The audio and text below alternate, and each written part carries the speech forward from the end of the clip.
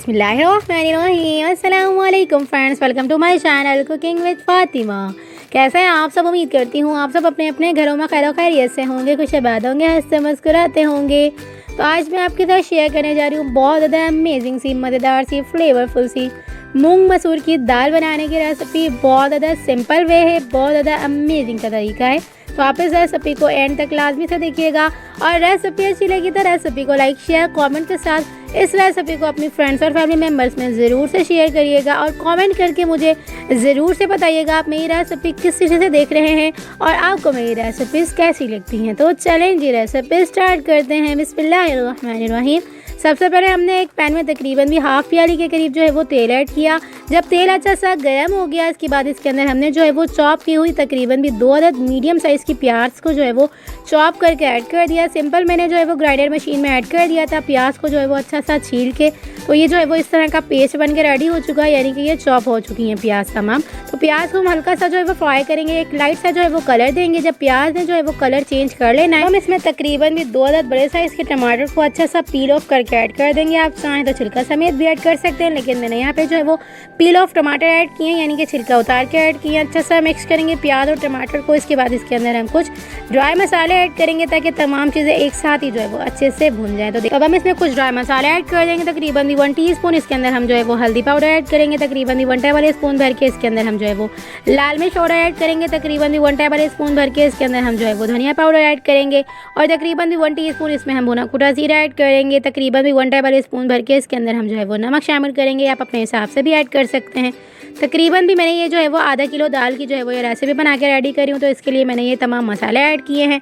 तो आप भी इसी हिसाब से अगर आधा किलो के करीब जो है वो ये दाल बना के रेडी करें तो ऐड कर सकते हैं। तमाम मसालों को मिक्स करके वेलकम बाइंड करने के बाद इसके अंदर हमने तकरीबन भी हाफ कप के करीब पानी ऐड कर दिया है। पानी ऐड करने से मसाले जो है वो नीचे से जलेंगे नहीं, लगेंगे नहीं, यानी कि पैंदे में जो है वो मसाले लगेंगे नहीं। तो इसलिए हमने यहाँ पे जो है वो हाफ कप के करीब पानी ऐड किया है और ढक्कन खोल के इसे हम जो है वो कुक करें। तो इसलिए हम इसकी जो है वो फ्लेम को बिल्कुल लो रखेंगे। इस तरह से मसाला बहुत ज़्यादा अच्छी तरह से गल जाएगा, टमाटर भी बहुत ज़्यादा अच्छी तरह से नरम हो जाएंगे। तो देख सकते हैं आप, हमने जो है वो तमाम मसालों को अच्छा सा वेलकम बाइंड किया प्याज और टमाटर के अंदर। याद रखिएगा इसके अंदर हमने जो है वो कोई लहसुन अदरक का पेस्ट ऐड नहीं किया है। लहसुन अदरक के पेस्ट का जो है वो एक अलग सा टेस्ट आ जाता है, तो हम दाल में इसलिए ऐड नहीं करते क्योंकि दाल का सिंपल अपना जो है वो फ्लेवर बहुत ज़्यादा अच्छा सा आता है। तो देख सकते हैं आप, हमने तमाम मसाले ऐड करने के बाद इसके अंदर हमने जो है वो मूंग और मसूर की दाल जो है वो मिक्स करके ऐड कर दी है। तकरीबन भी मैंने यहाँ पे जो है वो 1 कप के करीब ही जो है वो मूंग की दाल ली है और 1 कप के करीब ही मैंने यहाँ पे जो है वो मसूर की दाल ली है। तमाम चीज़ों को अच्छा सा मिक्स किया, यानी कि दोनों दालों को हमने अच्छा सा मिक्स किया।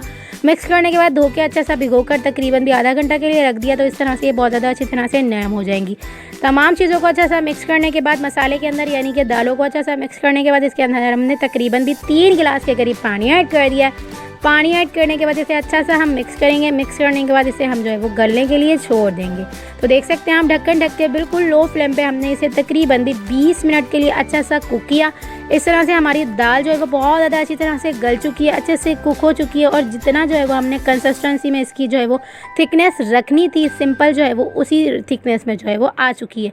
बिना गोटे, बिना जो है वो ब्लेंडर मशीन में ऐड करने के या बिना जो है वो हैंड ब्लेंडर के इसे अच्छा सा घोटने के बगैर ये बहुत ज़्यादा अमेजिंग तरह से जो है वो हमारी दाल कुक हो चुकी है और घुट भी चुकी है। सिंपल जिस तरह का हमें जो है वो कंसिस्टेंसी चाहिए थी सेम उसी कंसिस्टेंसी में आ चुकी है। अब हम इसका जो है वो तड़का तैयार कर लेंगे। तो तड़का तैयार करने के लिए हमने एक पैन में तकरीबन भी 4 to 5 टेबल स्पून तेल ऐड किया। तेल को अच्छा सा गर्म किया। गर्म तेल के अंदर हमने तकरीबन भी 4 से 5 लहसुन के जवों को इस तरह से कट कर लिया। तो इस तरह से स्लाइस में कट करने के बाद इसे हम अच्छा सा फ्राई करेंगे। एक अच्छा सा जब कलर आ जाएगा लहसुन के ऊपर, तब हम इस स्टेज के ऊपर इसमें जो है वो इस तरह से हाथ से क्रश की हुई तकरीबन 1 टेबल स्पून शाह ज़ीरा ऐड कर देंगे। इस तरह से क्रश करके ऐड करने से एक अच्छी सी खुशबू आती है और ज़ीरा जो है वो अच्छा सा खुल जाता है, एक अच्छा सा फ्लेवर आ जाता है। देख सकते हैं आप, ज़ीरे में और जो है वो लहसुन में अच्छा सा कलर आ चुका है।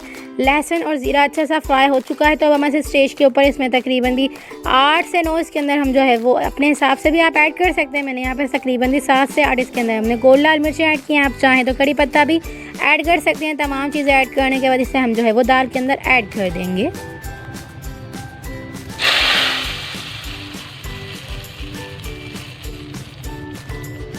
तो जी मज़ेदार सी हमारी जो है वो मूंग मसूर की दाल बनकर रेडी हो चुकी है। अच्छे से मिक्स करेंगे।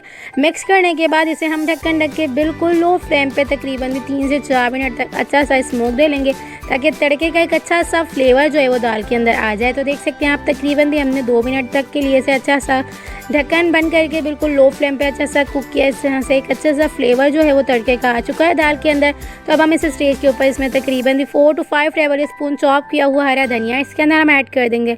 ऐड करने के बाद इसे हम अच्छा सा मिक्स करेंगे। मिक्स करने के बाद इसे हम तकरीबन भी 1 मिनट तक ढक्कन खोल के अच्छा सा कुक करेंगे और उसके बाद इसे हम जो है वो डिश आउट कर लेंगे। तो देख सकते हैं आप बेहतरीन सी कंसिस्टेंसी जो है वो आ चुकी है हमारी दाल के अंदर, ना ही ज़्यादा लिक्विडी और ना ही ज़्यादा थिक, बिल्कुल बेहतरीन कंसिस्टेंसी में हमारी जो है वो मूंग मसूर की दाल बनकर रेडी हो चुकी है। तो आप इस रेसिपी को एक बार मेरी रेसिपी से ज़रूर से ट्राई करिएगा और मुझे अपना फीडबैक ज़रूर से दीजिएगा आपको ये रेसिपी कैसी लगी।